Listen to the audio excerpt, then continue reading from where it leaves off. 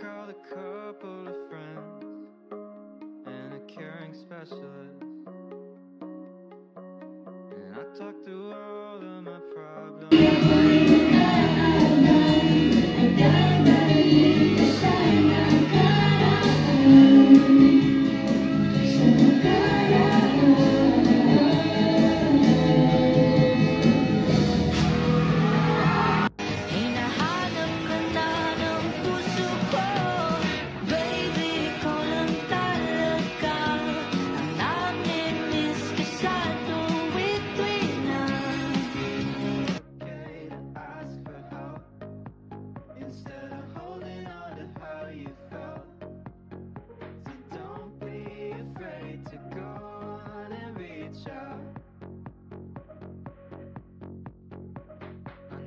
Sounds conflicting, but being sad can be addicting. Even when it's awful, still easier than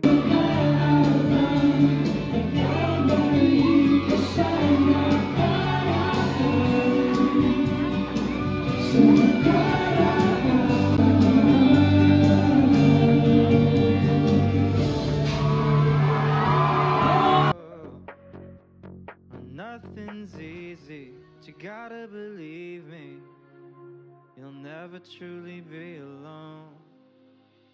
It's okay to ask for help, don't need to fix it all by yourself.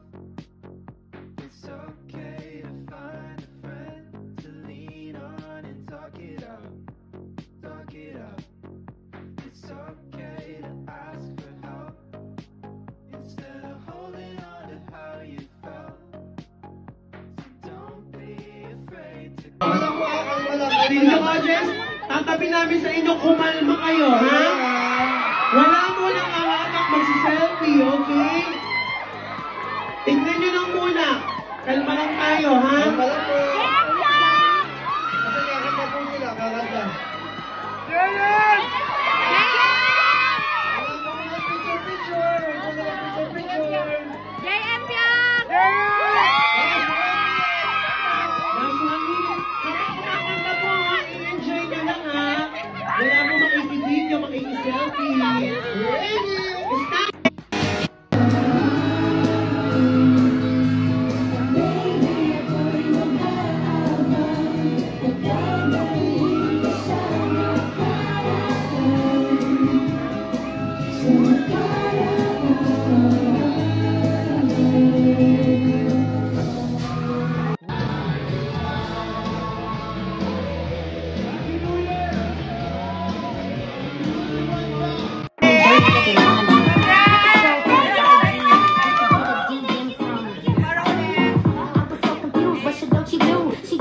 Si Fiang, sobrang sweet din ni Fiang sa personal.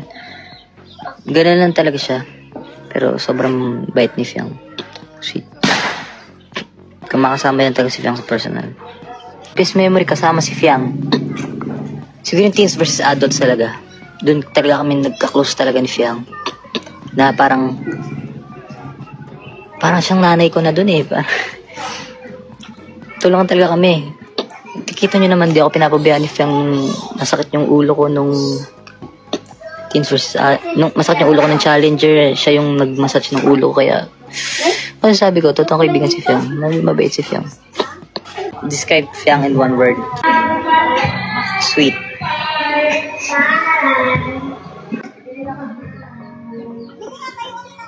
Yan, describe ko JM. Si Kuya JM, parang kuya ko na yun talaga. PBB pa lang, parang naman magkapatid. Parang kuya ko na.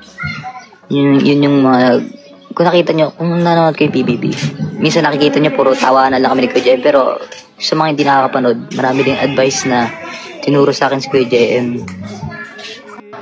Yeah! Wow, so Congrats. nice for the first time. Forever. Thank you. Wow.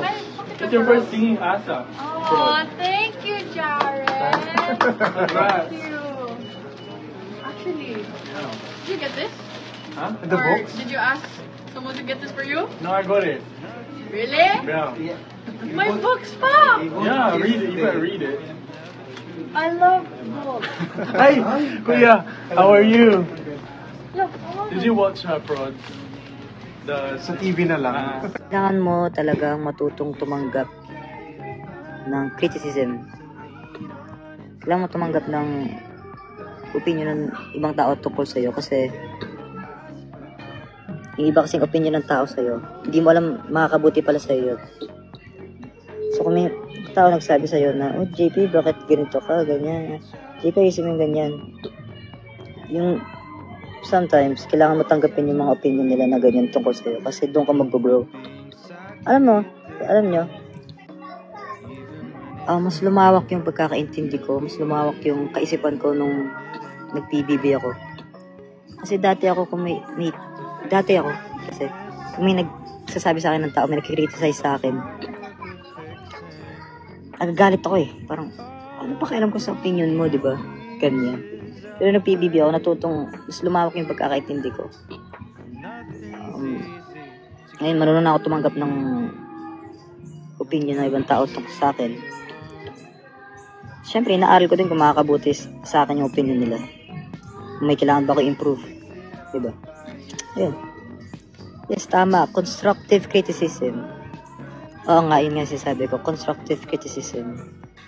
Sometimes kailangan mo kasi i-accept. Pero siyempre,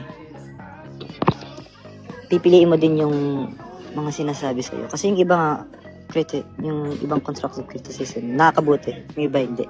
May iba pang ano lang. So yeah. Tama yung sinabi niya.